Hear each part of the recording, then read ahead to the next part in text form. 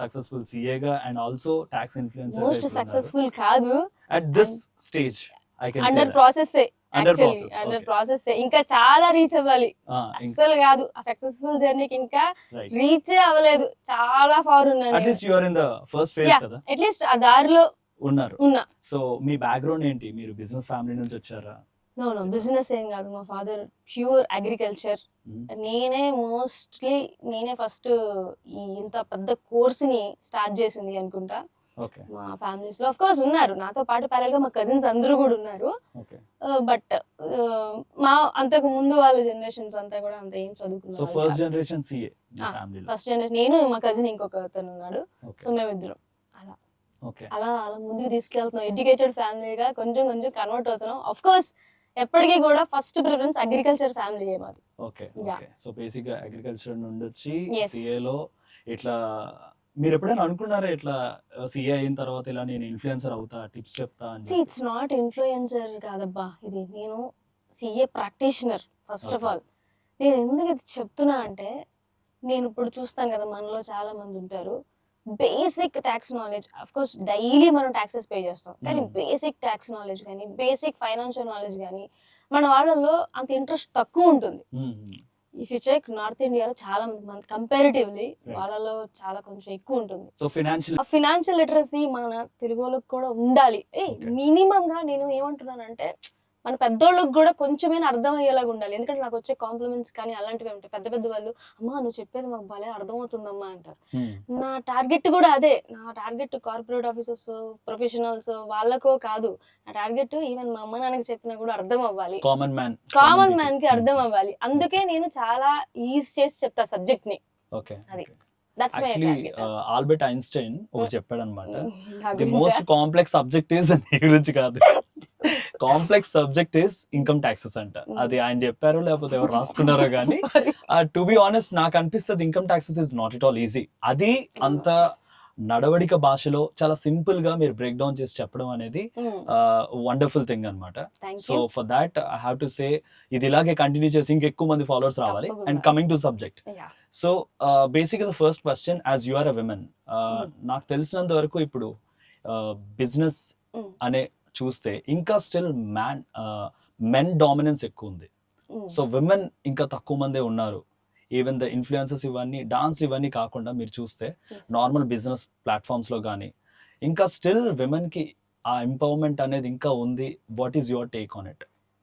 ఖచ్చితంగా ఇక్కడ చెప్పాలంటే, మీరు మాట్లాడుతుంది జెండర్ ఈక్వాలిటీ ఆ టైప్ లో మాట్లాడితే నేను దాన్ని ఏం జడ్జ్ చేయను, కానీ సాలరీస్, జాబ్ ఓరియంటెడ్, లేకపోతే ఇన్వెస్ట్మెంట్స్, ఎర్నింగ్, ఇన్కమ్ మెన్ కి ఈక్వల్ గా ఉమెన్ ఉన్నారు ప్రజెంట్. కాకపోతే బిజినెస్ లో లేకపోతే ఎంటర్ప్రినర్షిప్ లో కొంచెం వెనకాలే ఉన్నారు అబ్బా, వెనకాలే ఉన్నారు. మీరు చెప్పొచ్చు, ఎవరో కొంతమంది ఇద్దరు ముగ్గురు పేర్లు తీసుకొచ్చి చెప్పొచ్చు, కానీ 100 is to equal to not 1, right? So ఎవరో కొంతమంది 10% పీపుల్ ఉండొచ్చు బిజినెస్ లో. దానికి రీజన్స్ కూడా ఉన్నాయి యాక్చువల్లీ. ఉమెన్ కి బిజినెస్ చేయాలి అంటే ఖచ్చితంగా ఇన్వెస్ట్మెంట్ సపోర్ట్ కానీ, లేకపోతే ఫైనాన్షియల్ గా ఎవరైనా కొంచెం స్ట్రాంగ్ గా ఉన్న వాళ్ళు బిజినెస్ స్టార్ట్ చేయడం కానీ, ఈవెన్ దో వాళ్ళ మైండ్ సెట్ అయి ఉండొచ్చు, కానీ చాలా రీజన్స్ ఉండొచ్చు.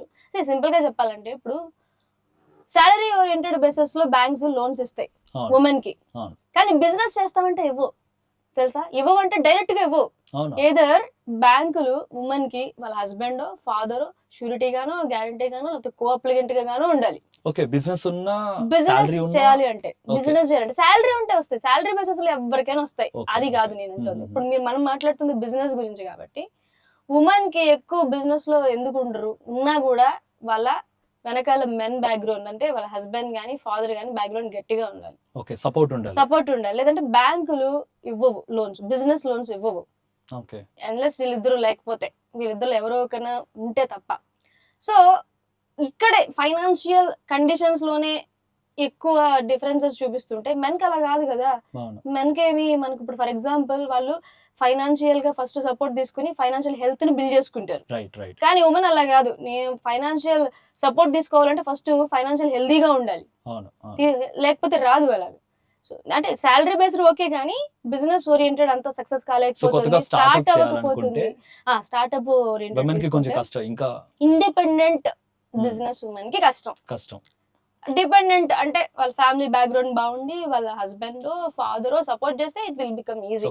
ఇన్ఫాక్ట్ చాలా ఉమెన్ కి స్పెసిఫిక్ గా కొన్ని స్కీమ్స్ ఉన్నాయి, గవర్నమెంట్ స్కీమ్స్ ఉన్నాయి. కానీ అవి ఉమెన్ కంటే మెన్ కే ఎక్కువ తెలుసు. మెన్ ఏం చేస్తారంటే వాళ్ళ ఇంట్లో వాళ్ళని వాళ్ళ వైఫ్ కానీ మదర్ ని కానీ పెట్టి ఆ బిజినెస్ చేసి, ఇదేం ఇల్లీగల్ కాదు, జస్ట్ ప్లానింగ్. ఏముంది, ఇప్పుడు ఉమెన్ ని పెడితే 35% సబ్సిడీ వస్తాయి.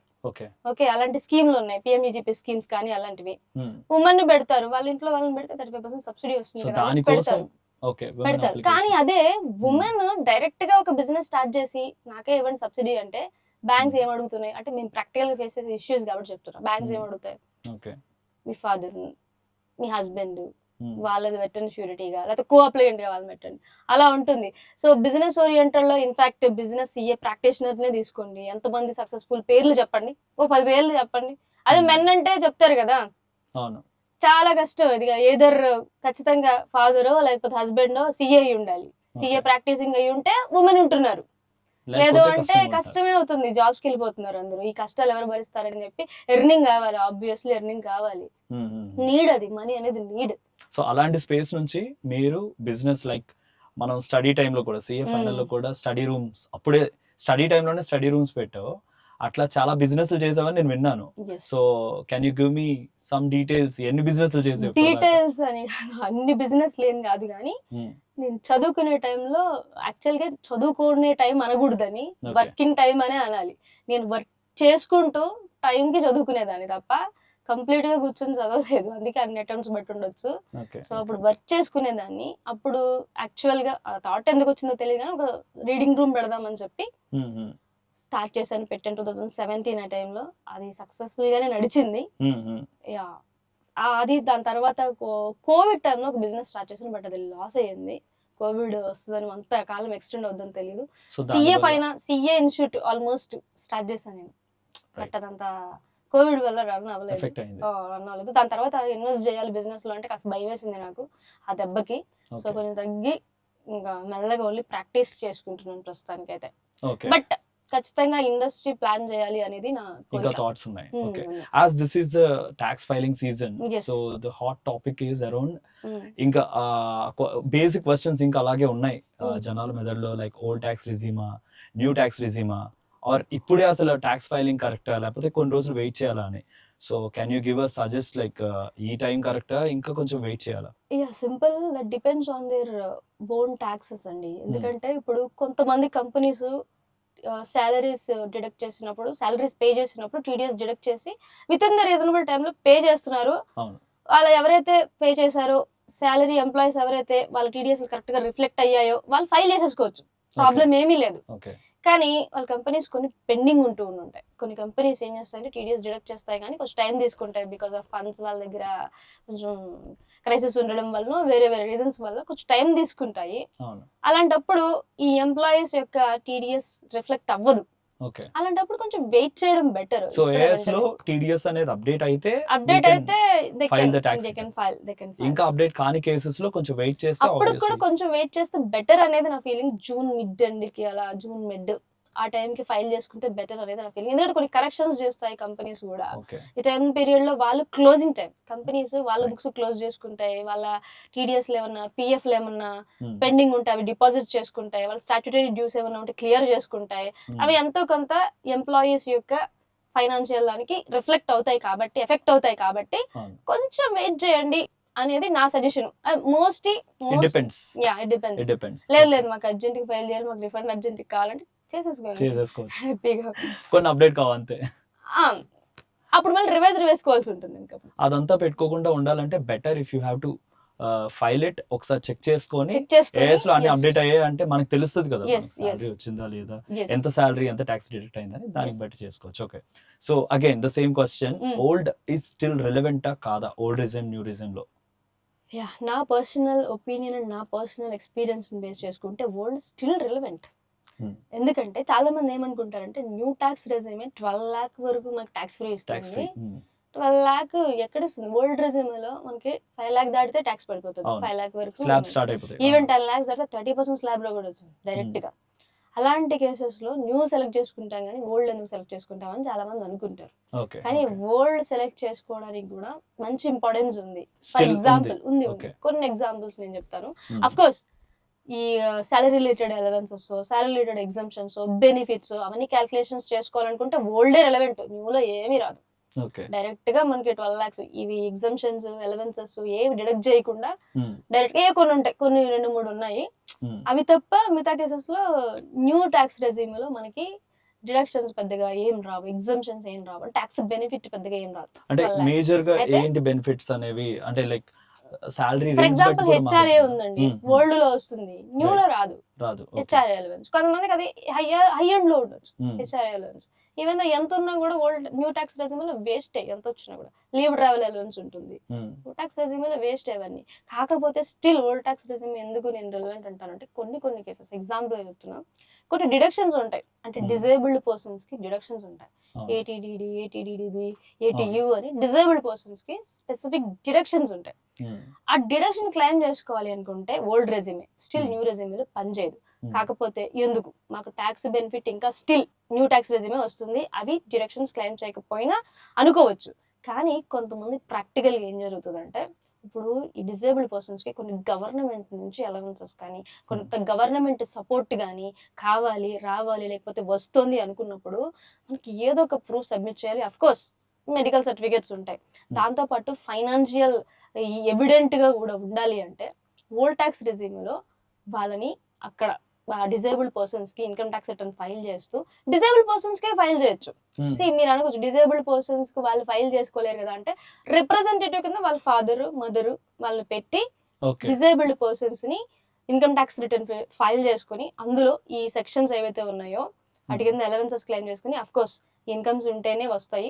వాళ్ళకి ఏదో ఒక డిపాజిట్స్ ఏదో ఒకటి వేస్తారు కదా వాళ్ళ సేఫ్టీ కోసం, సెక్యూరిటీ కోసం డిపాజిట్, లేకపోతే గవర్నమెంట్ నుంచి వచ్చే కొన్ని సహాయాలు ఉంటాయి, అవో చూపించుకొని, అఫ్ కోర్స్ ఎగ్జామ్షన్స్ ఉంటాయి కొన్ని, అవో చూపించుకుంటే ఏంటి అంటే ఇట్ విల్ బికమ్ ఎవిడెంట్, రేపటి రోజున వాళ్ళకే హెల్ప్ అవుతుంది.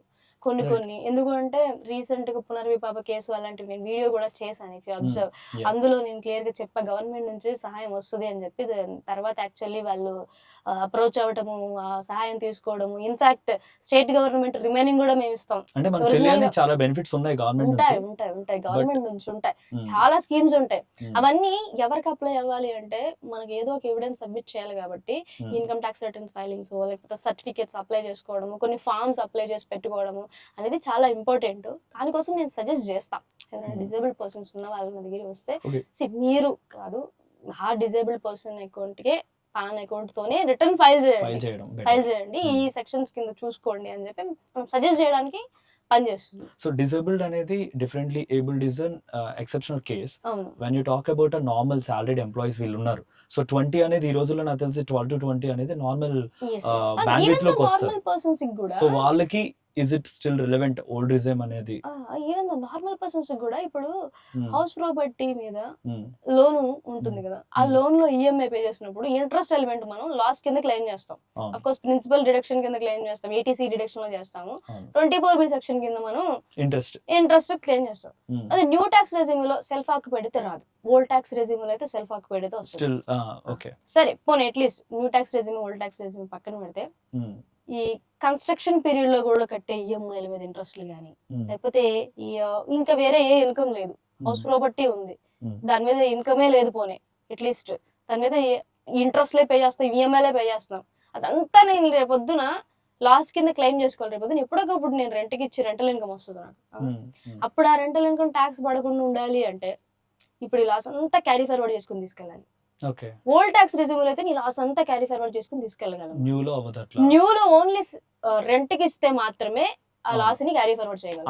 ఆ ప్రొవిజన్ ఉంది. సో దట్ ఎవరైతే వేరే ఇన్కమ్స్ లేదు, నాకు ఓన్లీ హౌస్ ప్రాపర్టీ ఇన్కమ్ ఉంది, కానీ ఆ లాసెస్ అంతే నేను క్యారీ ఫార్వర్డ్ చేసి తీసుకెళ్ళాలి, ఫ్యూచర్ లో నేను ఇన్వెస్ట్మెంట్ పర్పస్ కోసం ఇల్లు తీసుకున్నా రేపొద్దున ఖచ్చితంగా రెంట్ కి ఇస్తాను, నేను ఆ రెంట్ కి ఇచ్చినప్పుడు నాకు ఆ రెంట్ మీద ట్యాక్స్ పడకుండా ఉండాలి, పలానా రోజున పలానా ఫ్యూచర్ లో 5 years తర్వాత 10 years తర్వాత వాట్ ఎవర్ ఉండాలి అంటే స్టార్టింగ్ పీరియడ్ ఆఫ్ ద ఈ లోన్ నుంచి కూడా అదంతా ఓల్డ్ ట్యాక్స్ రెజ్యూమ్ లో క్లెయిమ్ చేసుకుని వెళ్ళండి, హ్యాపీగా పనిచేస్తుంది. ఇట్ విల్ బికమ్ రేపొద్దున, ఇప్పుడు కాకపోయినా రేపొద్దున ట్యాక్స్ బెనిఫిట్ ఎలిమెంటే కదా అది. Okay, when you said that HRA, so ఇప్పుడు చాలా మంది కొత్తగా హౌస్ హోమ్ లోన్స్ అనేవి తీసుకుంటున్నారు. ఈ హౌస్ ప్రాపర్టీ అనే పాయింట్ వచ్చినప్పుడు మొదటి నుంచే 100% ట్యాక్స్ బెనిఫిట్స్ మనకి తీసుకోవాలనుకుంటే మొదటి నుంచే తీసుకోవాల్సిన జాగ్రత్తలు చెప్తారా? మొదటి నుంచే అంటే నేను ఇప్పుడు చెప్పినట్టుగా కేర్ఫుల్ గా రెజ్యూమే సెలెక్ట్ చేసుకోవాలి. ముందే ఓకే. ముందు నుంచి కేర్ఫుల్ గా resume obviously old in that case old right. Once new resume select చేసుకున్నామంటే అప్పటి వరకు వచ్చిన లాస్ క్యారీ ఫార్వర్డ్ ఏదైతే ఉందో కొంత మిస్ అవుతాం ఖచ్చితంగా మనం ఆ ఇయర్ లో. ఎందుకంటే రెంట్ ఉంటేనే మనకి అది లాస్ ని క్లెయిమ్ చేయగలం, రెంట్ లేకపోతే సెల్ఫ్ ఆక్యుపైడ్ మీద క్లెయిమ్ చేయలేం. సో ఏ రెజ్యూమే సెలెక్ట్ చేసుకోవాలి. అండ్ ఆల్సో కన్స్ట్రక్షన్ పీరియడ్ లో చాలా మంది ఇగ్నోర్ చేసేస్తారు. హౌస్ రిలేటెడ్ కన్స్ట్రక్షన్ పీరియడ్ కానీ లేకపోతే హౌస్ లోన్ అప్లై చేసాము ఇంకా హ్యాండ్ ఓవర్ తీసుకోలేదు, ఈఎంఐ స్టార్ట్ అయిపోయింది కానీ ఆ పీరియడ్ లో కానీ అందులో కట్టే ఇంట్రెస్ట్ ని ఇగ్నోర్ చేస్తారు.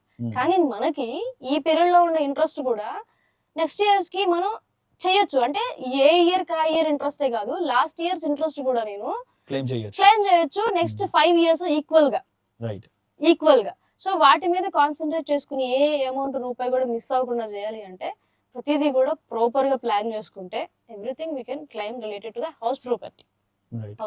yes.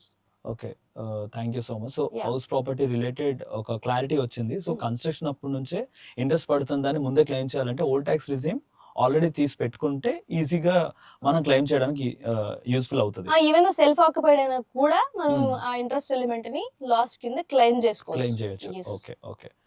అన్లెస్ అంటిల్ మళ్ళీ చెప్తున్నా వేరే ఇన్కమ్స్ కూడా ఉంటే అనాలిసిస్ చేసుకోవాలి ప్రాపర్ గా. It's not fixed format. Okay yes.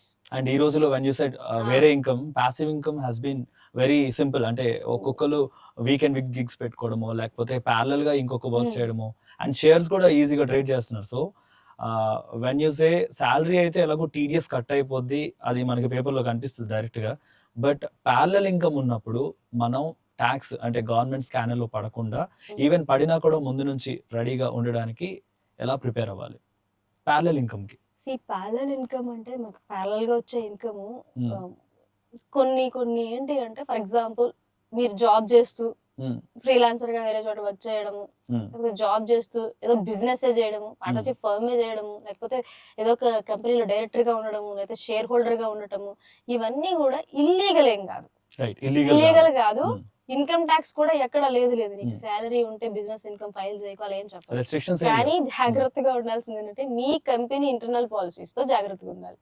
Recent గా కంపెనీస్ మూన్ లైటింగ్ కాన్సెప్ట్ ని వెతికి పట్టుకుంటున్నాయి. వెతికి పట్టుకుని ఉన్న జాబులు తీసేస్తున్నాయి. ఇంటర్వ్యూస్ కి వెళ్ళిన వాళ్ళకి అలాంటి ఎఫెక్ట్ అయితే కనుక అసలు తీసుకోవట్లేదు. నేను డైరెక్ట్ గా చూసాను కాబట్టి కొన్ని కేసెస్ చెప్తున్నా. సో అది ఇల్లీగల్ కాకపోయినా వాళ్ళ కంపెనీస్ కొన్ని రిస్ట్రిక్ట్ చేస్తున్నాయి కాబట్టి కొంచెం జాగ్రత్తగా ప్లాన్ చేసుకోవడం అనేది ఇంపార్టెంట్. రీసెంట్ గా నేను చూసిన కేసులో అయితే ఒక పర్సన్ ఇంటర్వ్యూకి వెళ్ళారు, last 3-4 years income tax returns check చేశారు. అందులో బిజినెస్ ఇన్కమ్ ఉండింది అండ్ ఆల్సో శాలరీ ఇన్కమ్ ఉంది.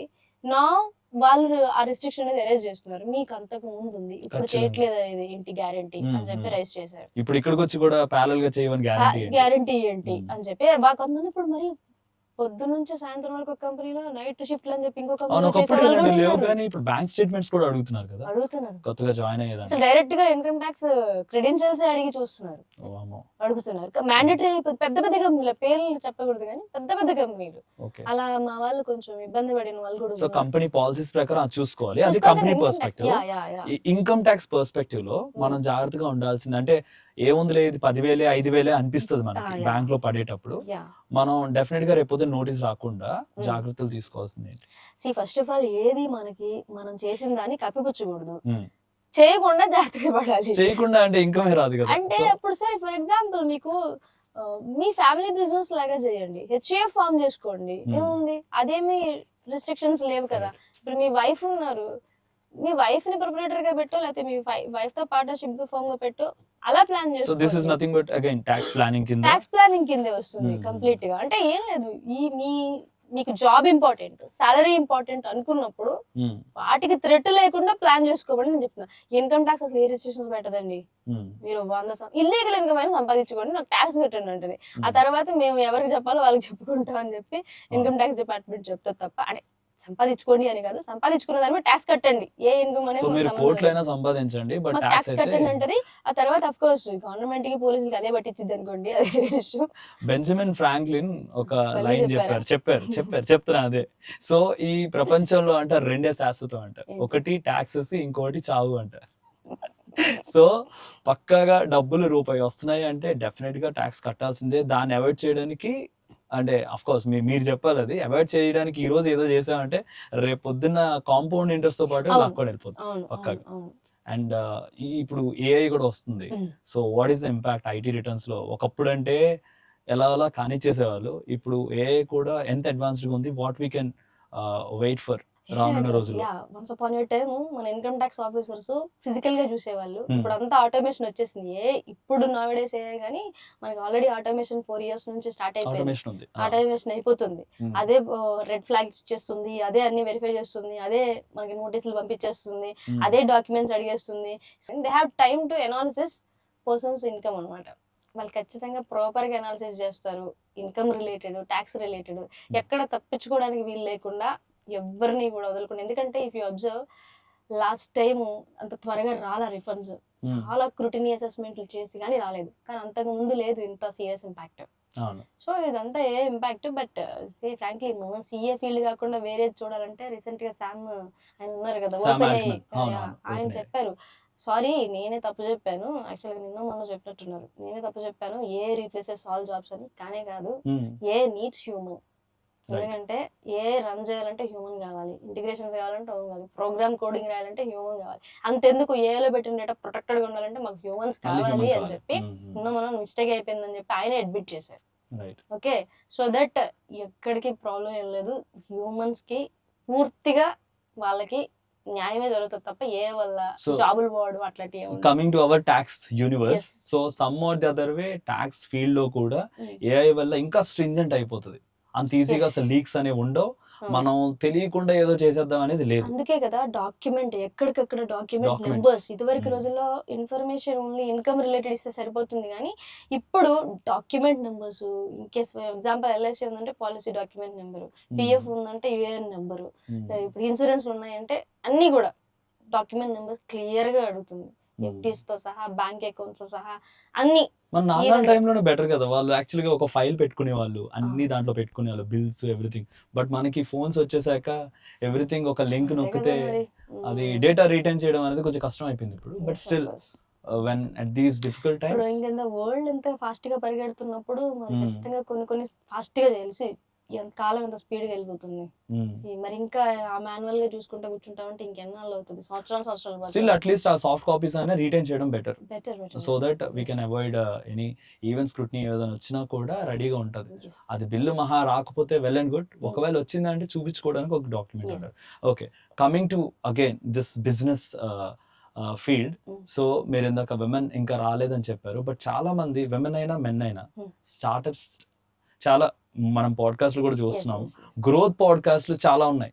అంటే ఆ 10 మంది ఆ 20 మంది సక్సెస్ అయిన స్టోరీ, అండ్ అది ఎక్కడ చూసినా వాళ్ళ viral tweets like Instagram reels అవన్నీ చూసి ఫుల్ మోటివేట్ అయిపోయి ఏ జాబ్లు ఇవన్నీ ఎందుకు, let's get into business అని స్టార్ట్ చేసేసి విత్ ఇన్ 6 months షెడ్ 1 year లో close. And even as per stats I think first year లోనే 20% మూతపడిపోతాయి, విత్ ఇన్ 5 years మిగతా 60-70% మూతపడిపోతాయి, hardly some 10 or 15% will continue after 5 years.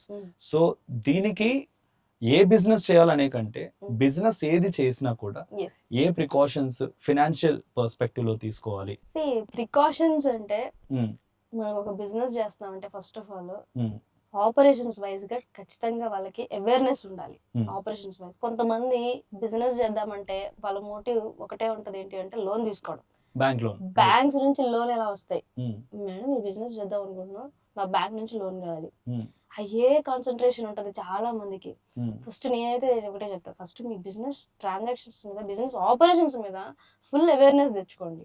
Okay, statutory నేను చేస్తాను, స్టాట్యుటరీ సీఎల్ ఉంటారు ఎలాగో చేస్తారు, అఫ్ కోర్స్ సీఎల్ కాకుండా వేరే వాళ్ళు కూడా చేస్తున్నారు అనుకోండి. ఈ మధ్య రిజిస్ట్రేషన్స్ అనే కాదు, ఒక బిజినెస్ ని ఎలా బిల్డప్ చేయాలి, ఎలా డెవలప్ చేయాలి అనేది మనం చెప్తాం, కానీ అట్లీస్ట్ ఆపరేషన్స్ వైజ్ వాళ్ళకి అవేర్నెస్ లేకుండా ఓన్లీ లోన్ మీద కాన్సన్ట్రేట్ చేస్తున్నారు. అలా అంటే కాకుండా బ్యాంక్ లోన్ రావడమే చాలా ఇంపార్టెంట్, అదే ఫస్ట్ టార్గెట్ పెట్టుకుంటారు ఫస్ట్ టార్గెట్ స్టార్ట్అప్స్ పెట్టుకుంటున్నారు. అంటే. లోన్ వస్తే దాని మీద దాని ఇన్వెస్ట్మెంట్ కింద వాడి అప్పుడు మేము రా మెటీరియల్ కొని అప్పుడు బిజినెస్ స్టార్ట్ చేసి అప్పుడు అమ్ముదామని చూస్తున్నారు. కానీ ఫస్ట్ అసలు ఆ ప్రాసెస్ ఏంటి, ఫ్లో ఏంటి, ఎలా బిజినెస్ రన్ అవుతుంది, బిజినెస్ కాంబినేషన్ అరేంజ్మెంట్స్ ఎలా చేసుకోవాలి. ఫర్ ఎగ్జాంపుల్ బిజినెస్ అంటే ఓన్లీ సెల్లింగ్ బయింగ్ అదే కాదు, కాదు. చాలా లాట్ ఆఫ్ అరేంజ్మెంట్స్ ఉంటాయి.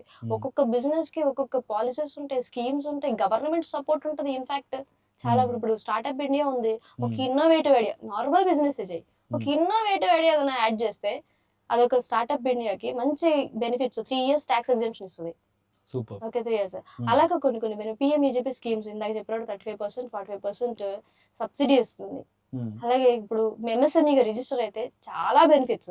ఎంఎస్ఎంఈగా రిజిస్టర్ అవ్వాలి. రిజిస్టర్ అంటే ఏదో ఒక సర్టిఫికేట్ రిజిస్ట్రేషన్ అనుకుంటారు.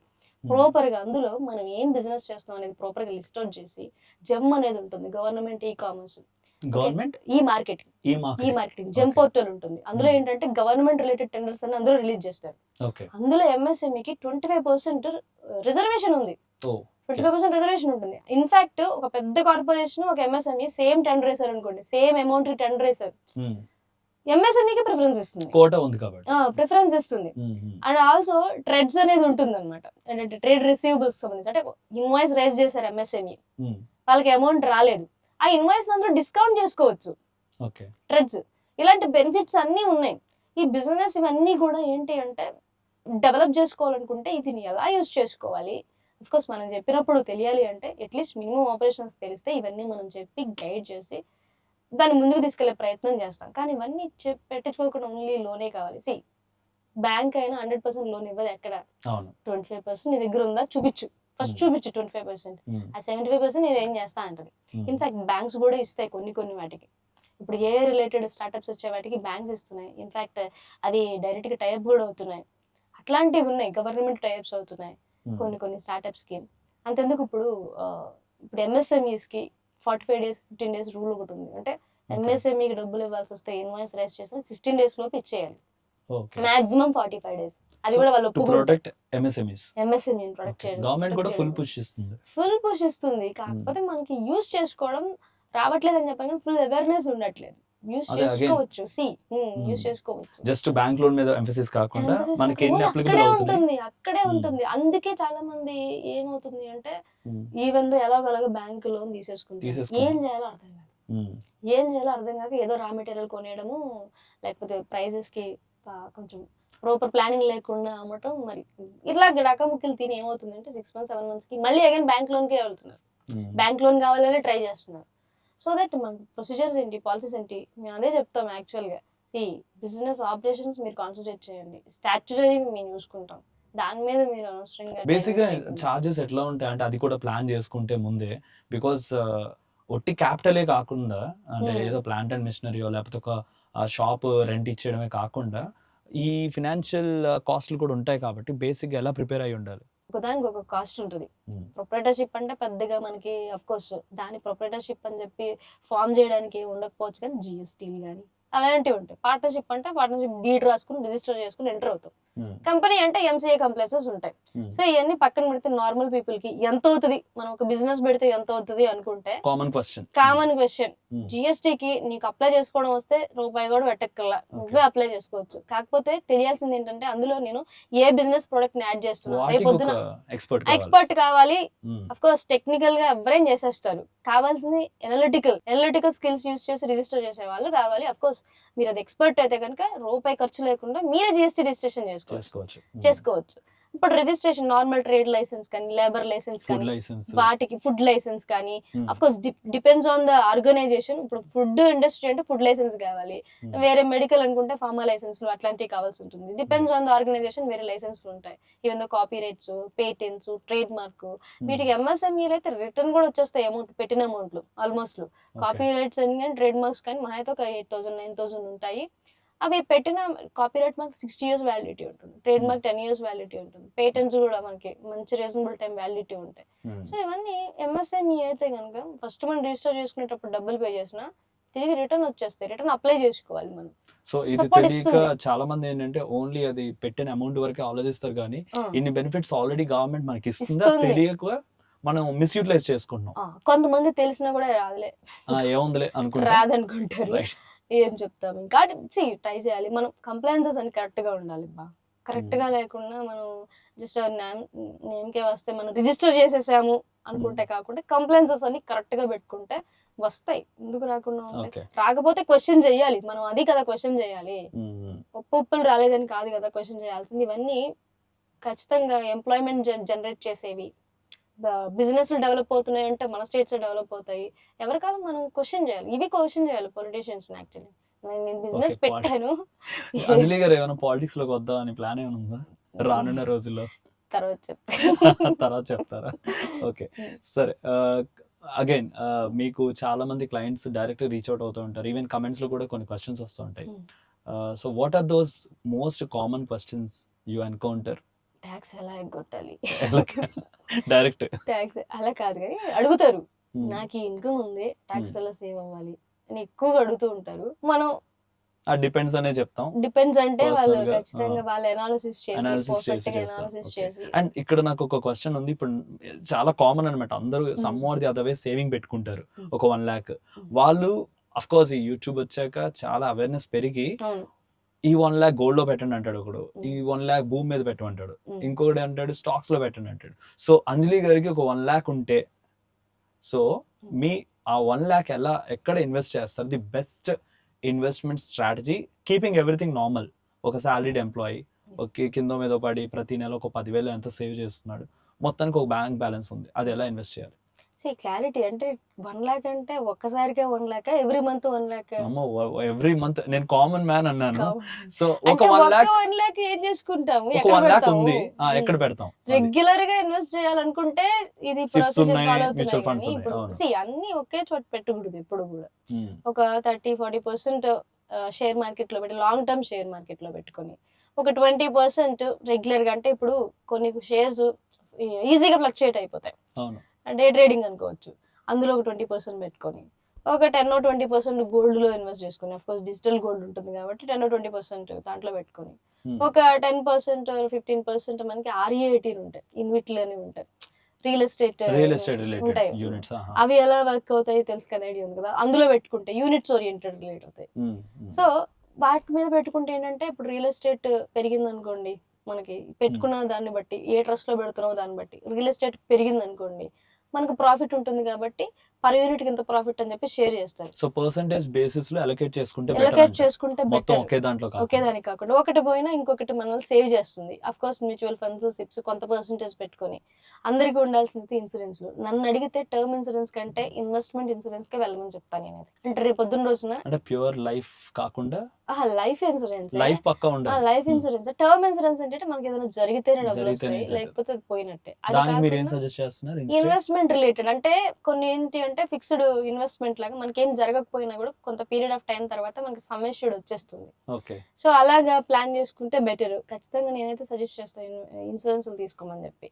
Medical insurance is expensive investment కదా, అఫ్ కోర్స్ అది జరిగితే అది ఖచ్చితంగా ఇన్వెస్ట్మెంట్ అవుతుంది. లేదు నాకు అనిపిస్తుంది ఓల్డ్ ట్యాక్స్ రిజైమ్ ఉన్నప్పుడు మాక్సిమం జనాలు అంటే సగం మంది ట్యాక్స్ బెనిఫిట్ వస్తుందని ఇన్సూరెన్స్ కి వెళ్ళేవాళ్ళు. బట్ ఏదో వాళ్ళ ఫ్యామిలీలో ఒకటి అయితే అప్పుడు తెలుస్తుందని లిటరల్లీ హెల్త్ ఇన్సూరెన్స్. నాకు తెలిసిన వాళ్ళు అయితే ఇన్సూరెన్స్ అంటే సేఫ్టీ పర్పస్ వెళ్తారు. అసలు ఇన్కమ్ ట్యాక్స్ ఏం పెద్దగా ఏం బెనిఫిట్ రాదు. మా అయితే 1,00,000 రూపాయలు హెల్త్ ఇన్సూరెన్స్ మాక్సిమం 1,00,000 రూపాయలు, అది కూడా ఓల్డ్ ట్యాక్స్ రిజైమ్. కొంతమంది ఇంకా స్టిల్ ఆ మైండ్ లో ఉన్నారు. బట్ ఈ న్యూ ట్యాక్స్ రిజైమ్ వచ్చాక ఎలాగో డిడక్షన్స్ లేవు కదా అని వాళ్ళు తీసుకోకుండా ఉండిపోతారేమో, నాకు అదొక భయం ఉంది. బట్ న్యూగా వచ్చిన వాళ్ళు హెల్త్ ఇన్సూరెన్స్ పక్కా తీసుకోవాలి. వన్స్ తీసుకున్నారంటే అది ఎలాగో కంటిన్యూ అవుతూ వెళ్తారు, రిన్యూ చేయించుకుంటారు కాబట్టి ప్రాబ్లం లేదు. మేబీ మీరు చెప్పింది నిజమేనేమో, నాకు తెలియదు. మేబీ ట్యాక్స్ బెనిఫిట్ ఎలాగో రాదు కదా అని చెప్పి వాళ్ళు లైట్ తీసుకోవచ్చు కూడా. కొత్తగా వచ్చిన వాళ్ళు నేను అనేది బికాజ్ ఇగ్నోర్ చేయకూడదు. అన్సర్టనిటీ అనేది చెప్పి రాదు ఏదైనా జరిగిందంటే. సో డెఫినెట్ గా తీసుకోవాలి. తీసుకుంటే అంటే వాళ్ళ రెస్పాన్సిబిలిటీస్ ని బట్టి వాళ్ళ కమిట్మెంట్స్ ని బట్టి. లేదు నేను చాలా పీస్ఫుల్ గా నేను సింగిల్, నేను ఎవరికి ఆన్సరబుల్ కాదు అనుకుంటే తీసుకోకపోయినా పర్వాలేదు. లేదు నాకంటూ రెస్పాన్సిబిలిటీ ఉంది, లేకపోతే పలానా కమిట్మెంట్స్ ఉన్నాయి, సో తీసుకుంటే నాకు ఏదైనా ఇబ్బంది పడకూడదు. You have to go for health insurance at the first spot కదా. సో నెక్స్ట్ క్వశ్చన్, ఇప్పుడు కామన్ గా క్లయింట్స్ అడిగే క్వశ్చన్స్ అడిగాం. ఇప్పుడు కామన్ గా క్లయింట్స్ చేసే మిస్టేక్స్ ఏంటి? Some might be funny, some might be really interesting. ఏంటి ఆ కామన్ మిస్టేక్స్ ఫ్రమ్ క్లయింట్స్? మీరు ఎంత చెప్పినా మళ్ళీ అదే చూస్తారు అట్లాంటివి. డాక్యుమెంట్ సరిగ్గా మెయింటైన్ చేయకపోవడం, అది కవర్ క్యాష్ చేసి రిలేటెడ్ పేమెంట్స్ చేస్తారు ఎక్కువ, ఇంకా క్యాష్ క్యాష్ రిలేటెడ్ పేమెంట్స్ ఎక్కువ చేస్తారు, ప్రిఫరబుల్ డిపాజిట్స్ విత్డ్రాల్స్ ఎక్కువ చేస్తుంటారు. ఎంత చెప్పినా కూడా అది రిఫ్లెక్ట్ అవుతాయండి, మీ ఏఎస్ లో కనిపిస్తాయండి. సో అవి మనం రేపొద్దున సరిగ్గా జస్టిఫికేషన్ ఇవ్వకపోతే అన్నెసెసరీ నోటీస్ కి దారి తీస్తాయండి అని చెప్పినా కూడా, తెలుసు కదా, సేవింగ్ అకౌంట్ లో 10 lakhs కంటే ఎక్కువ క్యాష్ డిపాజిట్ చేసినా, క్యాష్ విత్డ్రా చేసినా ఆబ్వియస్లీ ట్రాకింగ్ వెళ్ళిపోతుంది. మనం దాన్ని సరిపడా ఇన్కమ్ ట్యాక్స్, ఫర్ ఎగ్జాంపుల్ నేను 10 lakhs కంటే ఎక్కువ విత్డ్రా చేసా లేదా డిపాజిట్ చేసా, కానీ నేను నిల్ రిటర్న్ వేసా. అంటే నిల్ రిటర్న్ అంటే అసలు ఇన్కమ్ లేదు, జీరో ఇన్కమ్ లేకపోతే సమ్కి వెరీ లో అమౌంట్ నేను వేసాను. సో అక్కడ ఏం జస్టిఫికేషన్ ఇస్తాం? ఎక్కడి నుంచి ఇచ్చామని చెప్తాము, లేకపోతే ఎక్కడి నుంచి తీసుకొచ్చింది డిపాజిట్ చేసామని చెప్తాము, లేకపోతే విత్డ్రా చేసింది ఏం చేసామని చెప్తాము? తెలియదు కదా. సో అలాంటి ప్రికాషన్స్ ఎంత చెప్పినా కూడా కొంచెం ఇగ్నోర్ చేస్తారు. అండ్ ఆల్సో ఎక్కువ ఇగ్నోర్ చేసేది టీడీఎస్ కొంతమందికి అప్లై అవుతుంది. అంటే టీడీఎస్ డిడక్ట్ చేయాలండి మీరు అని చెప్పి ఎక్కువగా, అంటే హౌస్ పర్చేస్ చేసే విషయంలో కానీ అలాంటివి టీడీఎస్ ఇగ్నోర్ చేసేస్తారు. లేదు సెలర్ కట్టుకుంటాడు అలాగే అనుకుంటుంటారు. సో నాకు తెలిసి ఇలాంటి హెవీ అమౌంట్స్ వచ్చిన ప్రతిసారి బెటర్ ఒకరిని కన్సల్ట్ అయ్యి ఇలాంటి దగ్గర ఏమైనా ట్యాక్స్ రిలేటెడ్ కంప్లైంట్స్ ఏమైనా ఉన్నాయా అని కనుక్కోవడం. అదేదో మన కోసం చెప్పినట్టు ఫీల్ అవుతారు, అదే బాధ. ఒక ప్రాపర్ ప్రొఫెషనల్ కలవండి, తెలుసుకోండి అంటే మీకు డబ్బులు మీకు వీసా వస్తాయనే కదా అని అంటారు.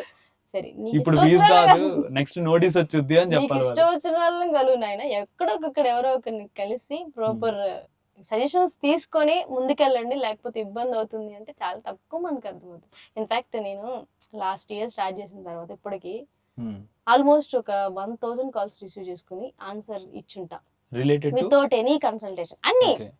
అన్ని వితౌట్ కన్సల్టేషన్, ఐ మీన్ ఎటువంటి ఫీజు చార్జ్ చేయకుండా అంతమంది నేను సజెషన్స్ ఇచ్చుంటా ఇప్పటి వరకు. నేను ఇలా చేయండి అని చెప్పి ఒక పాయింట్ ఆఫ్ టైం కి నాకే అలసట వచ్చేసింది కాల్స్ లిఫ్ట్ చేయడం. ఇప్పుడైతే లిఫ్ట్ చేయడం మానేస్తాను నేను. యాక్చువల్లీ ఏంటి అంటే సరదాగా అడుగుతారో నిజంగా ప్రాబ్లమ్ వచ్చి అడుగుతారో మనకు తెలియదు, కానీ యాక్చువల్గా మళ్ళీ ఇవన్నీ క్లయింట్లు కాదమ్మా. 1000 క్లయింట్లు ఉన్నారని లెక్క పెట్టుకునేవాళ్ళు. క్లయింట్లు కాదు, suggestions only, doubts only.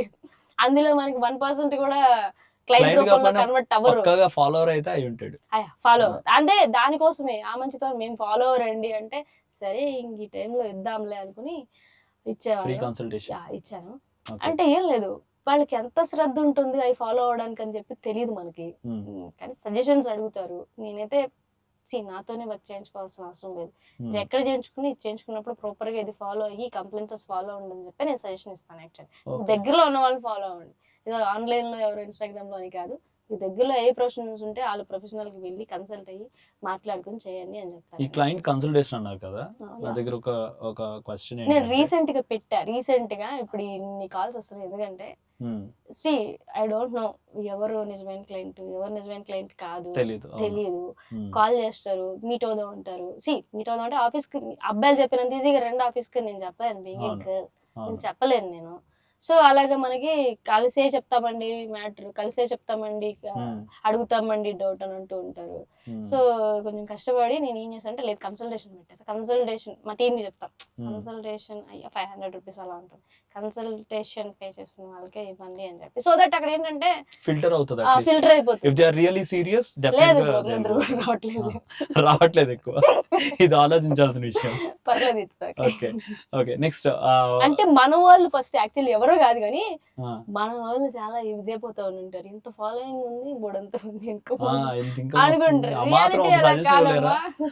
But ఒక్క కాల్ కాదు చాలా కాల్స్ వస్తాయి డెఫినెట్ గా. ఆల్మోస్ట్ 1000 లిఫ్ట్ చేశాను. అండ్ నేను మీ ఆబ్వియస్లీ నేను కూడా మీ ఫాలోవర్నే, సో మీరు మోస్ట్లీ ఇంకా నేను ఆబ్వియస్లీ ఫ్రెండ్స్ సపోర్ట్ చేయాలి, ఫాలో కొట్టాను కదా. ఓకే, సో మోస్ట్లీ మీరు స్కామ్స్ కోసం మాట్లాడతారు కదా. So before even talking about scams, do you have any personal experience? ఎప్పుడైనా గురయ్యారు ఈ స్కామ్స్ కి? అయ్యాను యాక్చువల్లీ, ఒక 4-5 years బ్యాక్. ఇంత ఫైనాన్షియల్లీ లిటరేట్ అయ్యి ఉండి ఇంత సిఏ అయ్యి స్టిల్ యూ పడిన తర్వాత అర్థమవుతుంది అది పడకూడదని, చాలా మందికి అప్పుడు చెప్తామన్నమాట. అది లాస్ట్ కొన్ని 4-5 years బ్యాక్ ఏం జరిగిందంటే, నాకు అర్జెంట్ గా అమౌంట్ అవసరమై ఒక లోన్ యాప్ లో తీసుకున్నాను నేను. యాక్చువల్లీ ఒక చాలా అప్పుడు సరే అని చెప్పి ట్రై చేసా, ఏముందిలే అని చెప్పి ఒక 20,000 పెడితే అడు ప్రాసెసింగ్ ఫీజు అవన్నీ కట్ చేసి 17,000 ఏమి ఇచ్చాడు. 1 week టైం పెట్టాడు. 20కి ఇంకొక 5 యాడ్ చేసి 25,000 తర్వాత తెలిసింది నాకు. అఫ్ కోర్స్ సరే లేదు ఒకట్లే అనుకున్నా. 1 వీక్ టైం పెట్టాడు యూజువల్. కానీ ఒక రోజు ముందే కాల్ చేశారు నాకు యూజువల్ గా. కాల్ చేసి కట్టాలి డబ్బులు అంటే నేను నాకు తెలిసిందే కదా రేపు కదా అన్నా నేను. కడతా బిల్కున్నాడు. వాళ్ళు నార్త్ బ్యాచ్ హిందీలో సగం బూతులు నాకు అర్థం కాలేదు కాబట్టి సరిపోయింది. ఇది సీరియస్ హరాస్మెంట్ లిటరల్లీ. ఆ రోజు నేను పడిన నరకం అసలు ఇంకొక సారి కడతానని చెప్పా. ఇంకోటి ఏంటి అంటే వాళ్ళు ఒకేసారి అమౌంట్ ఒకదానికే కట్టించుకోవట్లా. 5-6 లింక్స్ పంపించి ఒక దాంట్లో 5,000, ఒక దాంట్లో 2,500 వేయండి, ఒక దాంట్లో ఎంత వేయండి అంటున్నారు. వాళ్ళకున్న ప్లానింగ్ అఫ్ కోర్స్. నాకు 50 నెంబర్స్ నుంచి ఒకేసారి వాట్సాప్ కాల్స్, వాట్సాప్ మెసేజ్లు వచ్చాయి ఒకేసారి. అసలు ఏది లిఫ్ట్ చేయాలి, ఏది కట్ చేయాలి, ఏది పే చేయాలి అర్థం కాక లింక్ కి ఓపెన్ చేసి పే చేస్తుంటే రాలేదంటారు అటు సైడ్ నుంచి. అలా నాకు 17 తీసుకున్న పాపానికి 54,000 కట్టా నేను ఆ రోజు. ఒకనొక టైంకి నేను బ్లాక్ చేస్తున్నా, వేరే దాని నుంచి కాల్స్ చేస్తూనే ఉన్నారు. చాలా భయపడిపోయాను. యాక్చువల్లీ 11 o'clock స్టార్ట్ అయ్యింది, 4 o'clock వరకు ఆ సెంటింగ్ కంటిన్యూ అవుతుంది. అంటే నేను పే చేస్తున్నా ఆబ్వియస్లీ. ఫస్ట్ స్టెప్ మనది ఎలా ఉంటుంది, ఫస్ట్ స్టెప్ ఓకే పే చేసేద్దాం, చేసేసాను కదా అని ఫస్ట్ వాళ్ళతో మాట్లాడతాం. చేశాను కదా ఇదిగోండి అని చెప్పి. వాళ్ళు ఊరుకోవట్లేదు, నాకు రాలేదు, నువ్వు మళ్ళీ కట్టు, నువ్వు మళ్ళీ లింక్ పంపించా. అలా సాగి వెళ్ళలేదు. ఒక పాయింట్ ఆఫ్ టైం కి నేను తట్టుకోలేని హరాస్మెంట్, వాడు ఎంత అడిగితే అంత కుట్టేద్దామని చెప్పి కుట్టేస్తూనే ఉన్నా. అది చెప్తున్నా 54 ఒకేసారి కాదు, దీనికి 5 కొట్టండి. నేను అక్కడ దాకా వెళ్ళి ఆ 4 o'clock కి వాడు థ్యాంక్స్ అని చెప్పిన తర్వాత నేను రిలాక్స్ అయ్యా. థ్యాంక్స్ వీ హ్యావ్ రిసీవ్డ్ అని చెప్పిన తర్వాత ఒక్కళ్ళు కాదు 50 మెంబర్స్ ఎప్పుడైనా చూడొచ్చు కదా, 50 నెంబర్స్ నుంచి నాకు వాట్సాప్ లో అలా వచ్చింది. లిటరల్ అప్పుడు ఎవరికైనా చెప్దా అన్న వాళ్ళు అడిగే ఫస్ట్ క్వశ్చన్ ఏం అవసరం అని తీసుకున్నావు అంటారు. ఆ ప్రాబ్లం అక్కడ సాల్వ్ చేయాలి, నన్ను బయట సాల్వ్ మీన్స్ నాకు ఎలాగ ఓదార్పు ఇవ్వాలని చూడరు, ఎందుకు తీసుకున్నా అంటారు. అంత ప్రాబ్లం అయిపోయిన తర్వాత 4 o'clock కి నాకు అయిన తర్వాత ఫస్ట్ నవ్వుతారు మీరు ఒక సిఐ ఇప్పుడు ఇంటికి అప్పుడు నేను గుర్తులేదు నాకు. కొన్ని ఇయర్స్ చాలా ఇయర్స్ బ్యాక్ సేమ్ ఎక్స్పీరియన్స్ మా ఫ్యామిలీలోనే జరిగింది. అంటే రీసెంట్ గా నా ఫ్రెండ్ గా స్టూడెంట్ యాక్చువల్లీ తనయ్యో కొన్ని పిచ్ ఫోటోలు నాకు రిసీవ్ అయిన. అంటే స్టూడెంట్ అంటే మన వాట్సాప్ నెంబర్ ఉంటది కదా తన దగ్గర, పిచ్ ఫోటోలు రిసీవ్ అయితే ఏంటిది అనుకున్నా నేను. అంటే వేరే నెంబర్ నుంచి వచ్చింది, వేరే నెంబర్ నుంచి నాకు వాట్సాప్ నెంబర్ వస్తే నేను తినకి అఫ్ కోర్స్ తన పేరు అవి నాకు తెలుసు కాబట్టి నేను సేవ్ చేసి పెట్టుకున్నాను. ఇదిగో ఇలా చేస్తున్నారంటే మేడం లోన్ హరాస్మెంట్ చేస్తున్నారండి నన్ను, ఇలా నేను యాప్ తీసుకున్నాను డబ్బులు, నన్ను ఇలా హరాస్ చేస్తున్నారు, ఏం చేయాలి, నాకు చచ్చిపోవాలనిపిస్తుంది అంటే ఏం చేయకు, అదేం ప్రాబ్లం కాదు. ఈ రోజుల్లో ఇది చాలా కామన్ అయిపోయింది, మహా అయితే చూసి ఒక రోజు నేను గురించి మాట్లాడుకుంటారు అంతే, నువ్వు అలాంటి ఏం చేయకని చెప్పి కొంచెం ధైర్యం చెప్తారని అలా చేశాను. ఆ సిచ్యువేషన్ నాకు అప్పుడు వచ్చుంటే నేను ఏం చేయాలో నాకు కూడా తెలియదు యాక్చువల్లీ. ఇన్ఫాక్ట్ నాకు చాలా భయం వేసింది అదే తెలుసా, ఏం చేస్తారో తెలియదు, నా డేటా ఏముందో తెలియదు, ఏ లింక్ పెడతా లింక్ హరాస్మెంట్ తట్టుకోలేక ఏ లింక్ పెడతా లింక్ క్లిక్ చేస్తాను, క్లిక్ చేసి పే చేసుకుంటూనే వచ్చా, నా దగ్గర ఉన్న డబ్బులు అన్నీ అయిపోయే వరకు పే చేసుకుంటూ వచ్చా. అంటే at that age we are at least matured కదా. నాకు తెలిసిన స్ట్రాంగ్ గా నిలబడ్డా, మెచ్యూర్డ్ కాదు. ఓకే, స్ట్రాంగ్ గా నిలబడడానికి ఆ మెంటాలిటీ అని ఉంది. నాకు తెలిసిన ఎక్స్పీరియన్స్ లో ఏంటంటే దగ్గరలో ఒక ఫ్యామిలీ మెంబర్ కి even he's still in his first year of BTech. Okay, అంటే అలాంటి కేసెస్ ఒకటి కాదు చాలా ఉంటాయని తెలిసింది. అంటే వ్యూవర్స్ కి జస్ట్ ఇది ఒక maybe this is diversion but it has to be very important. మీ వాళ్ళు ఎవరైనా బీటెక్ లో అలా ఉంటే ఇప్పుడు ఏ యాప్స్ వాడుతున్నారు చూడాలి.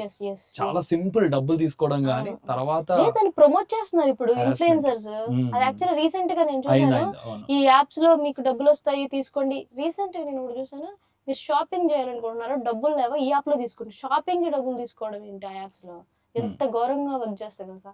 నాకు 50 నెంబర్స్ నుంచి కాల్ వచ్చిందంటే ఇమాజిన్ ఇంకొకరు అయితే ఇలాంటి సిచ్యువేషన్ లో ఉండేవారు.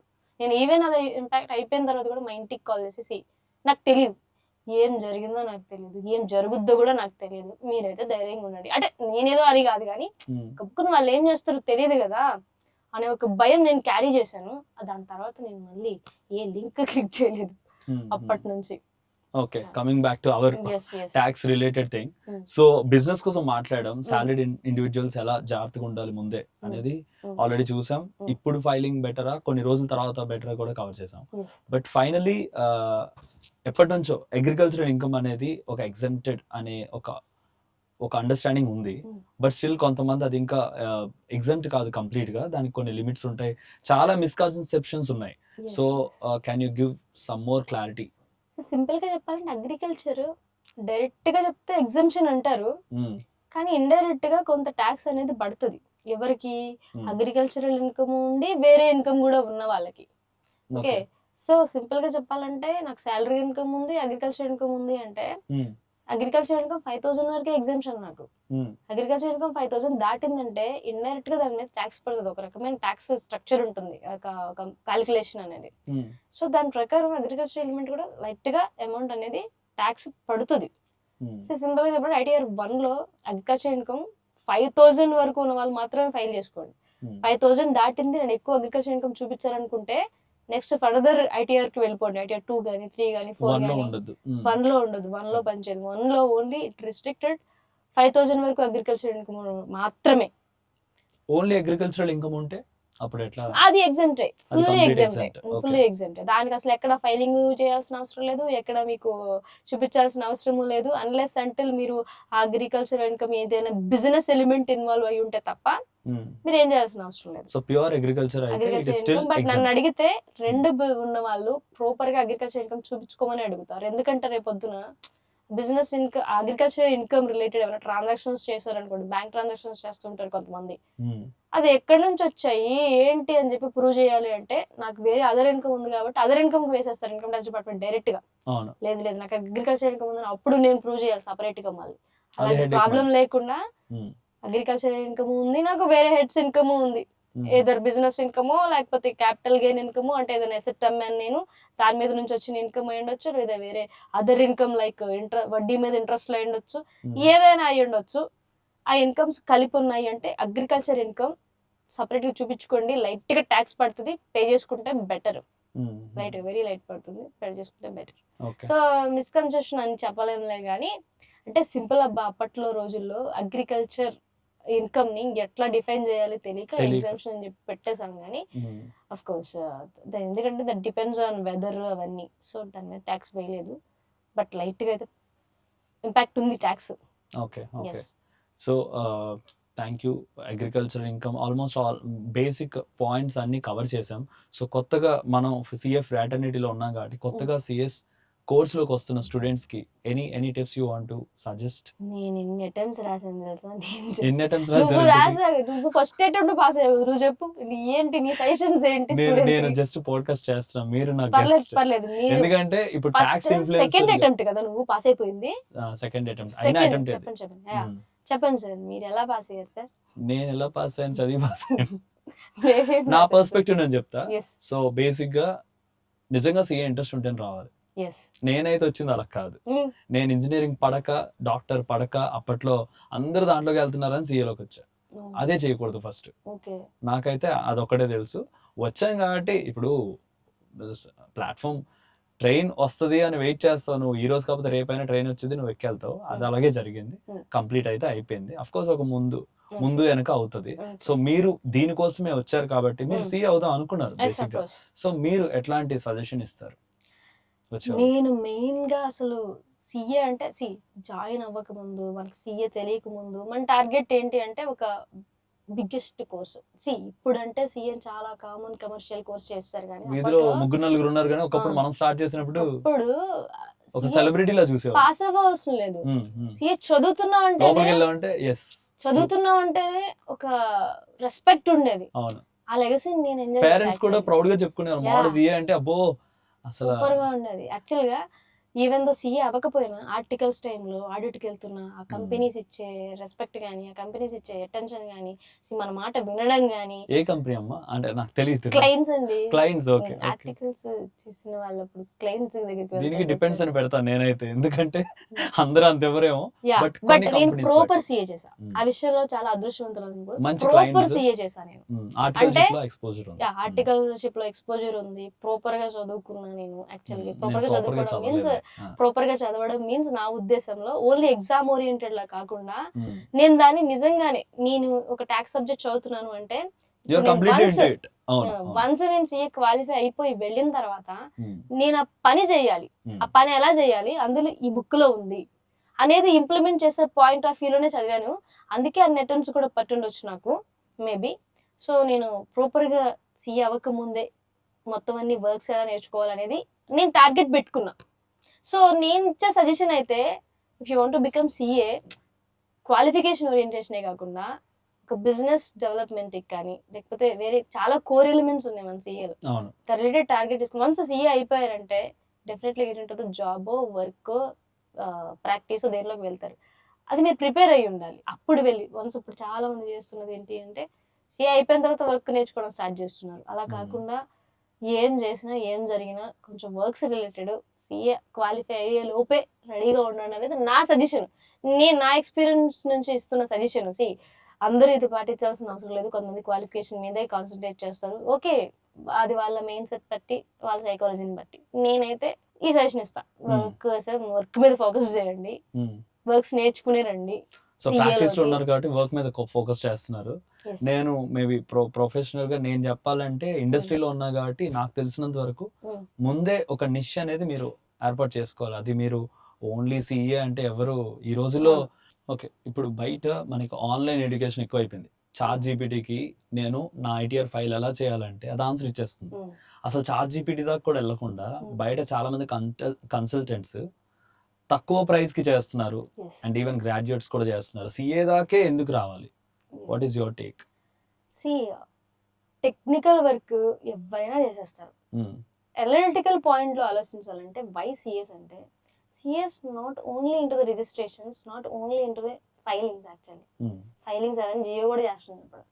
వాళ్ళు ఏంటి ప్రాపర్ మీ ఇన్కమ్ ని కానీ మీ బిజినెస్ ని కానీ అనాలిసిస్ చేసి ఆ బిజినెస్ అసైన్మెంట్స్ కానీ ఏదైనా సజెషన్ ఇవ్వాలంటే వాళ్ళు ఇవ్వగలరు. ఫర్ ఎగ్జాంపుల్ చెప్తున్నాం, గోల్డ్ బిజినెస్ లో ఉన్నాయి ఎగ్జాంపుల్.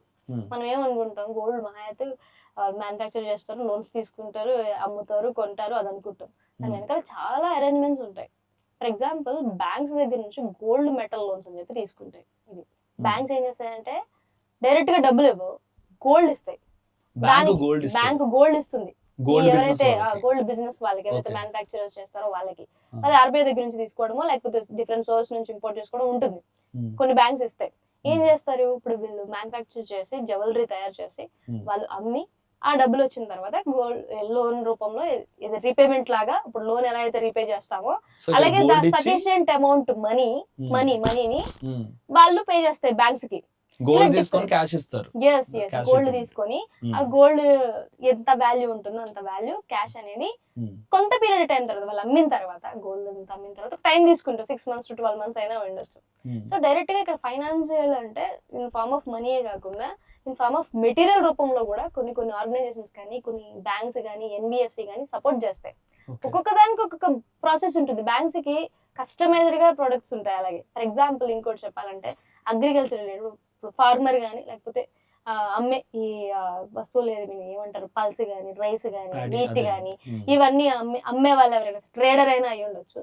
ఇన్ కేస్ పంట పండించాం ఉందది, దాన్ని ఏం చేయొచ్చు, నాకు ఇప్పుడు రేట్ లేదు, రేట్ వచ్చిన తర్వాత అమ్ముదాం అనుకున్నాం. ఎగ్జాంపుల్ గా చెప్తాను, ఇఫ్ ఐఎమ్ ఫార్మర్, రేట్ వచ్చింది అప్పుడు నేను ఒక స్టోర్ చేయాలి. ఒక వేర్ హౌస్ లో, అంటే registered government registered warehouses ఉంటాయి. అందులో రిజిస్టర్ చేస్తే ఒక ఎలక్ట్రానిక్ రిసిప్ట్ ఇస్తారు. వేర్ హౌస్ రిసిప్ట్ అంటారు, ఎలక్ట్రానిక్ వేర్ హౌస్ రిసిప్ట్ ఇస్తారు. అది ఆ రిసిప్ట్ నేను బ్యాంక్ లో నేను డిస్కౌంట్ చేసుకోవచ్చు. బ్యాంక్ లో డిస్కౌంట్ చేస్తే 60 to 80% of the commodity value, అంటే ఏదైతే నేను పెట్టాను స్టోర్ చేస్తున్నానో అంత అమౌంట్ నాకు బ్యాంక్ ఇస్తుంది. బ్యాంక్ ఇస్తే నేను దాన్ని వాడుకుంటాను, లేకపోతే నెక్స్ట్ పంటకి నేను మళ్ళీ మెటీరియల్ కొనుక్కుంటాను, నేను ఏదైనా చేసుకుంటాను. నాకు కావాల్సి వచ్చిన రేట్ ట్రిగర్ అయినప్పుడు నేను దాన్ని అప్పుడు బయటికి తీసి అమ్ముకుంటాను. ఓకే, అమ్ముకుంటా. ఇలా బ్యాంక్స్ కానీ, సిస్టమ్స్ కానీ, ఆర్గనైజేషన్స్ కానీ, ఈవెన్ ద గవర్నమెంట్ కానీ పలు రకాలుగా స్ట్రక్చర్డ్ గా సపోర్ట్ ఇస్తూనే ఉంటుంది. అఫ్ కోర్స్ చాలా మంది, కొంతమందికి ఇది ఆన్ ద పేపరే ఉంది, రియాలిటీలో లేదు అని అనుకోవచ్చు. కానీ మనం అన్ని కరెక్ట్ గా ఫాలో అయ్యి మనం అప్రోచ్ కరెక్ట్ గా ఉంటే ఏదైనా పాసిబిలిటీ. అంతెందుకు, ఫర్ ఎగ్జాంపుల్ మీరే బిజినెస్ చేస్తున్నారు, మీరు ఇన్వాయిస్ రైజ్ చేశారు, ఫర్ ఎగ్జాంపుల్ వేరేది ఇన్వాయిస్ రైజ్ చేశారు, వెంటనే మీకు మీ కస్టమర్ దగ్గర నుంచి డబ్బులు రాలేదు, మీరు బిల్ డిస్కౌంటింగ్ ఐడియా ఉంటుంది, బిల్ డిస్కౌంట్ చేసుకోవచ్చు బ్యాంక్ లో. అఫ్ కోర్స్ ఒక 10% డిస్కౌంట్ ఇస్తే 1 lakh ఇన్వాయిస్ 90,000 ఇమీడియట్ గా తెచ్చుకోవచ్చు, ప్రొక్యూర్ చేసుకోవచ్చు. ఇలాంటి అరేంజ్మెంట్స్ ఇవన్నీ టెక్నికల్ గా చేసే వాళ్ళకి ఎలా సజెస్ట్ చేయగలుగుతారు? If you continue journey with the CA, వాళ్ళు ఇవి సజెస్ట్ చేయగలుగుతారు. అఫ్ కోర్స్ నేను వాళ్ళ దగ్గరికి వెళ్ళట్లేదు. బట్ డిఫరెన్స్ అడిగారు కాబట్టి నేను చెప్తున్నాను. సో ఆ ఎక్స్పర్టీస్ అనేది సిఏ దగ్గర అంతెందుకు కంపెనీ ఇన్కార్పొరేషన్స్ 10,000 కూడా బయట చేస్తున్నారండి. కాబట్టి ఇన్కార్పొరేట్ చేసి వదిలేస్తారు. దాని తర్వాత కమెన్స్మెంట్ అవన్నీ చేయాలని వాళ్ళు చెప్తారా? చెప్పరు. సిఏకి ఐడియా ఉంటుంది. ఓకే, మనం 180 days లో కమెన్స్మెంట్ రిజిస్టర్ చేయాలి అవన్నీ, లేకపోతే ఆడిటర్ అపాయింట్ చేయాలి, డైరెక్టర్ కేవీసీ చేయాలి, ఇవన్నీ వాళ్ళు ఫాలో అప్ చేసుకుంటారు. డిఫరెన్సెస్ అనేది చెప్తున్నారు. అదే అంటే బయట అయితే మామూలుగా సిఏ కాకుండా అయితే ఒక ప్రోడక్ట్ లాగా అమ్ముతారు. ప్రోడక్ట్ లాగా మనం ఇది ఏంటంటే సర్వీస్ ఇస్తాం, ఫాలో అప్ గానీ తర్వాత ఇవ్వాలి. నేను ఎవ్రీ సిఏకి సజెస్ట్ చేసేది కూడా అదే యాక్చువల్గా. అంటే పెద్ద వాళ్ళకి సజెస్ట్ చేసేది పెద్దదని కాదు, కానీ అప్కమింగ్ సిఎస్ కి నేను సజెస్ట్ చేసేది కూడా అదే. Be part of business development, not only technical. Software employee code generate చేసినట్టు అలా కాకుండా, అఫ్కోర్స్ అది వాళ్ళకి అది ఆ టాస్క్ అక్కడ వరకు. మనది ఏంటి అనలిటికల్ కాబట్టి బిజినెస్ డెవలప్మెంట్ కి భాగంగా అండి అందులో అనేది నేను సజెస్ట్ చేస్తాను. అది మనకి ఏంటి అంటే డిఫరెంట్ కైండ్ ఆఫ్ ఎక్స్పోజర్ ఉన్నప్పుడు మనకి ఈజీగా సజెస్ట్ చేయగలుగుతాం. సో ఆబ్వియస్లీ ప్రతి సిఏ కూడా if he is in a practice, if he is doing some business with any client, so వాళ్ళు కూడా పార్ట్నర్స్ ఆ బిజినెస్ కాబట్టి ఓన్లీ ప్రోడక్ట్ లాగా కాకుండా సర్వీస్ అది చాలా మంది చేస్తున్నారు. బట్ ఎందుకు సిఏ దగ్గరికి రావాలనేది చాలా చక్కగా చెప్పారు. చాలా అవేర్నెస్ సిఏ దగ్గర డెఫినెట్ గా ఉంటుంది, టెక్నికల్ ఎక్స్పర్టీస్ ఉంటుంది కాబట్టి.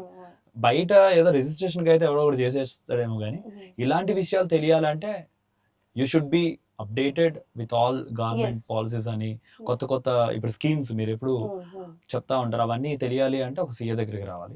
Okay, thank you so much for the all technical you know analytical technical what ever. So మొత్తం ఇన్ఫర్మేషన్ అంతా వచ్చింది. బట్ ఇప్పటిదాకా మనకి ఇది అర్థమైందో తెలియదు, బట్ అర్థం కాకపోతే ఖచ్చితంగా కమెంట్ చేయండి. ఈ పాడ్కాస్ట్ కి వచ్చే ప్రతి కమెంట్ కి నేను రిప్లై ఇస్తాను ఖచ్చితంగా. ఎందుకంటే ఫస్ట్ పాడ్కాస్ట్ నాకు కూడా ఎంత క్లారిటీగా చెప్పాను అనేది నాకు కూడా తెలియదు, చూసుకోవాలి అయిపోయిన తర్వాత. బట్ ఏ డౌట్ ఉన్నా కూడా కమెంట్ లో నేను రిప్లై ఇస్తాను. నా మిషన్ అయితే కంప్లీట్ అయింది. నేను అడగాల్సిన క్వశ్చన్స్ అడిగాను, చాలా చక్కగా ఆన్సర్ చేశారు. Thank you so much. So last before we wrap it up, నా దగ్గర కొన్ని క్వశ్చన్స్ ఉన్నాయి ర్యాపిడ్ ఫైర్. సో మీరు టక్కున ఆన్సర్ చేయాలి, ఓకేనా? వితౌట్ ఎనీ టక్కున అంటే వినాలి కదా, వినేసి ఆన్సర్ చేయాలి. ఏంటని రాదు, నేను వేసుకుంటా. Okay, the first question, best tax saving tip. అయిపోయింది. ట్యాక్స్ సేవింగ్ టిప్ చాలా ఉంటాయి, అందులో ఒక్కటని ఏం చెప్తాను? Your best. సీన్ లేవు ఏం లేవు, ఆన్సరే చెప్పాలి అంతే.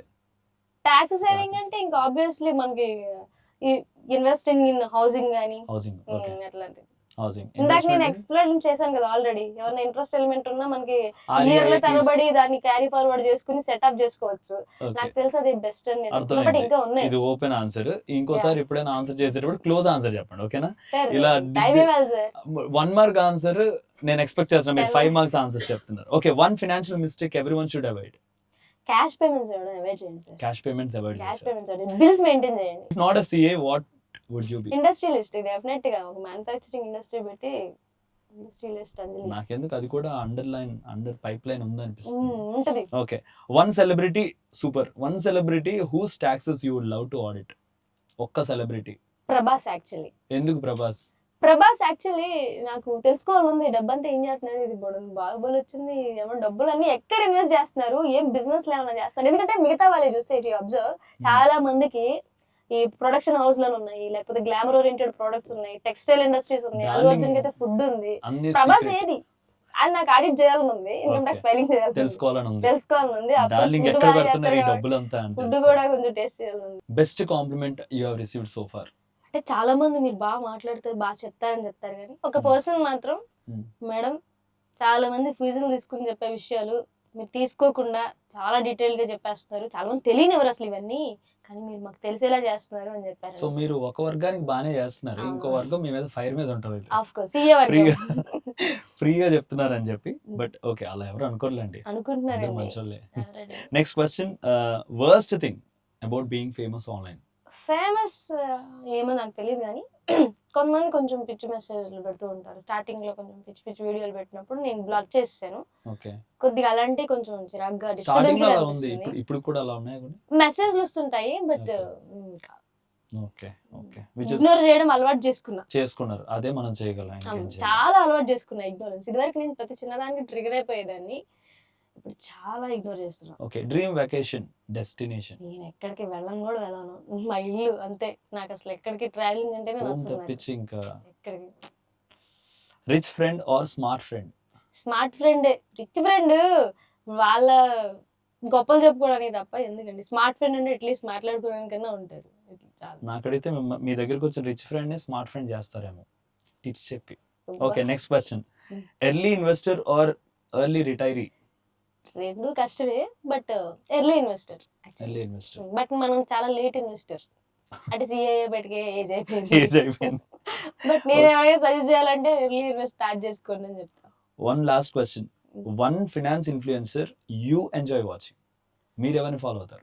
నేను day trader Telugu actually. Day trader Telugu. మనకి ఎందుకంటే స్టాక్ మార్కెట్ రిలేటెడ్ చాలా డీటెయిల్ గా చెప్తారు. ఓకే, ఇది లైవ్ లోకి వెళ్తది కాబట్టి he has to thank you for this. Okay, he is my friend. One app you can't live without? WhatsApp. అంతే. వాట్సాప్. నాకెందుకు ఇన్స్టా అని కొడుతుంది? ఇన్స్టాలో డాక్యుమెంట్స్ షేర్ చేసుకోలేంగా. వాట్సాప్ ఖచ్చితంగా అక్కడ కావాలంటే ఇన్ఫర్మేషన్ షేర్ చేయగలం కానీ మనకు కావాల్సిన documents. Next round this or that అన్నమాట. ఓకే, మీరు ఎక్కువ ఆలోచించగలరు ఇదా అదా అంతే. This or that, CA or content creator? Obviously CA అండి. కంటెంట్ క్రియేటర్ జస్ట్ ఒక 5% ఆఫ్ మై లైఫ్ అంతే. Okay, Gen Z or millennials? Gen Z obviously. మనం మిలీనియల్స్ కదా. మనం మిలీనియల్స్. మనకి ఇంత నాలెడ్జ్ ఉంది, ఏం చేసుకోవడానికి. వాళ్ళకి ఇంకా ఎక్కువ ఉందా? వాళ్ళకి ఇంత నాలెడ్జ్ ఉన్న బోర్డ్ అంతా ఎక్స్ప్లోర్ చేస్తున్నారు వాళ్ళు. Fame or wealth? వెళ్తానండి. ఫేమ్ ఏం చేసుకుంటాం? ఫేమస్ అవుతున్నారు. ఫేమ్ అయితే ఆబ్వియస్లీ వెల్త్ వస్తుంది. ఫేమ్ ఏం చేసుకుంటాం చెప్పండి? వెళ్తుంది అనుకోండి, అట్లీస్ట్ ఒక ఇండస్ట్రీ పెట్టి 1000 మందికి జాబ్లు అని ఇవ్వచ్చు. Gold or real estate? Real estate obviously. ఇప్పుడు గోల్డ్ అంటే ఈ రోజు కాకపోయినా నెక్లెస్ రేపు కొనుక్కోవచ్చు. రియల్ ఎస్టేట్ ఇప్పుడు ల్యాండ్ ఇది మిస్ అయిందంటే రేపు పొద్దున్న కొంటానని గ్యారెంటీ లేదు. సో ఉన్నట్టు దొరికినట్టు కొనుక్కోండి. AI replacing jobs or creating jobs? Present replacing jobs, తర్వాత క్రియేట్ చేస్తుంది jobs obviously. Startup founder or corporate CEO? Corporate CEO. Already పోయింది స్టార్ట్అప్ ఫౌండర్ అయ్యాం కాబట్టి corporate CEO proper. Anjali next corporate CEO. Excel or AI? Obviously Excel. ఇంకా Excel అని కదా. XL is accuracy అండి. ఏ అంటే దాని ఇష్టం వచ్చిన ఇన్ఫర్మేషన్ ఆఫ్ కోర్స్ ఉండొచ్చు కానీ 100% accuracy. Excel 100% accuracy. Saving more or earning more? It depends on their mind set actually. కొంతమంది ఇది సెలెక్ట్ చేసుకుంటారు, కొంతమంది సెలెక్ట్ చేసుకుంటారు. నన్ను అడిగితే ఎర్నింగ్ మోర్.